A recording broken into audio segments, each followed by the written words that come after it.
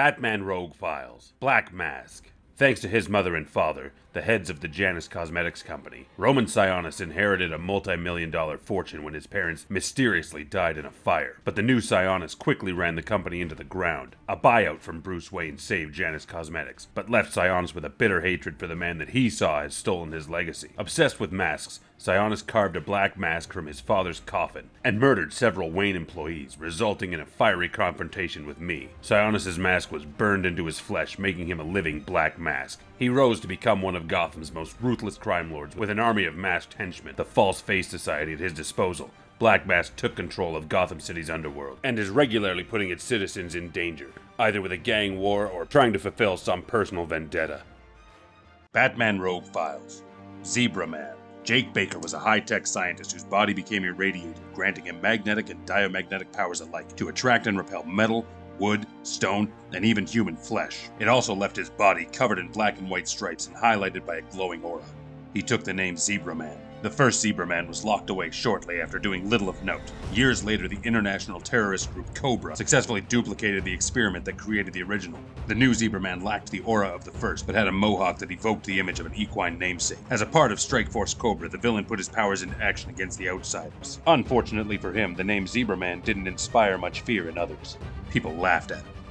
Batman Rogue Files, Harley Quinn. Dr. Harleen Quinzel was a young and impressionable psychiatrist working at Arkham Asylum. While attempting to heal the Joker's fractured maniacal mind, Quinzel found herself captivated, and she was soon falling head over heels in love with him. Harley then proceeded to ruin her career and endanger her life by helping the Joker escape from Arkham. Soon after, she became enthralled to the Joker, slinking around in a jester's costume with white grease paint to become the giggling gangstress Harley Quinn. Harley's love for the psycho she calls Puddin' was unrequited. Once free, the Joker found her presence more and more irksome. After the split with the Joker, Harley did attempt to become a solo criminal, forming a gang called the Quintets. It wasn't long before she voluntarily incarcerated herself in Arkham in an attempt to go straight. In the ensuing years, Harley has demonstrated more and more heroic qualities, and while I do currently consider her an ally, I'm not sure that I'll ever be able to entirely trust her.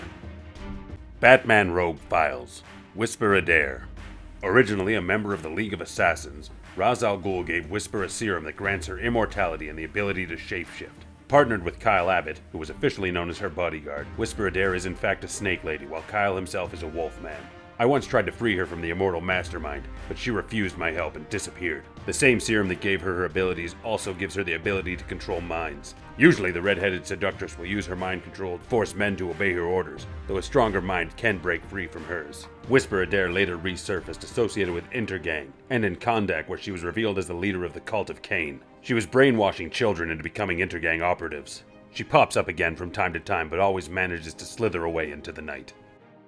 Batman Rogue Files, The Batman Who Laughs. The Batman Who Laughs is a dark, twisted version of myself from Earth -22 of the Dark Multiverse. In that reality, that version of Batman was pushed over the edge and accidentally killed the Joker, an action that released chemicals from inside the Joker himself, creating a new, dark, twisted hybrid between the two. One with all of my intelligence and physical strength, but the Joker's psychopathy and warped, sadistic sense of humor. The Batman Who Laughs proceeded to take over Earth -22, killing off most of his allies in the process. Eventually, he found his way to Prime Earth, my Earth, where he went on to take control of Gotham. Though he is defeated, he always manages to come back or be freed, and every time he does, he becomes more dangerous and brings more dark Batman allies. Whenever the Batman Who Laughs is up to something, he is never to be taken lightly.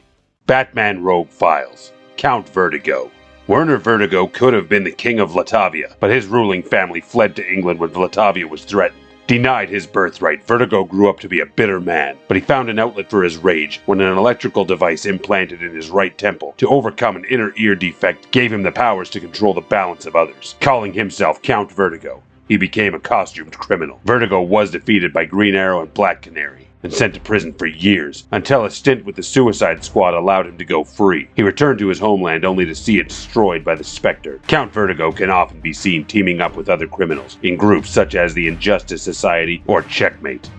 Batman Rogue Files, AntMan. Jumbo Carson was a 2-bit mobster who was taken out by some rival gangsters. Only he wasn't. They thought they shot him, but he actually fell into the river and landed right under the pipe that carried waste chemicals from Professor Hansen's experiments into the water. The freak chemical mixture accidentally created a shrinking formula, turning Carson into the Ant-Man.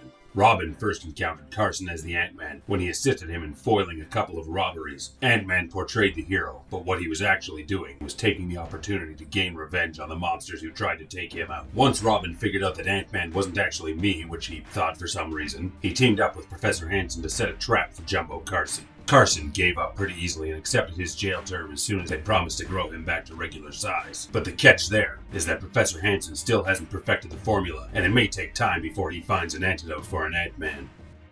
Batman Rogue Files. Crazy Quilt. Paul Decker was a talented painter who led a double life as a criminal mastermind. He committed his crimes using paintings to leave clues until he was betrayed by his lackeys. Later, he was blinded by a gunshot and sent to prison. While behind bars, he volunteered for an experimental procedure, which did restore his lost vision by use of a unique helmet fused to his optic nerves. While the operation itself was a success, he could only see the world in blinding, vivid colors, which eventually drove him insane.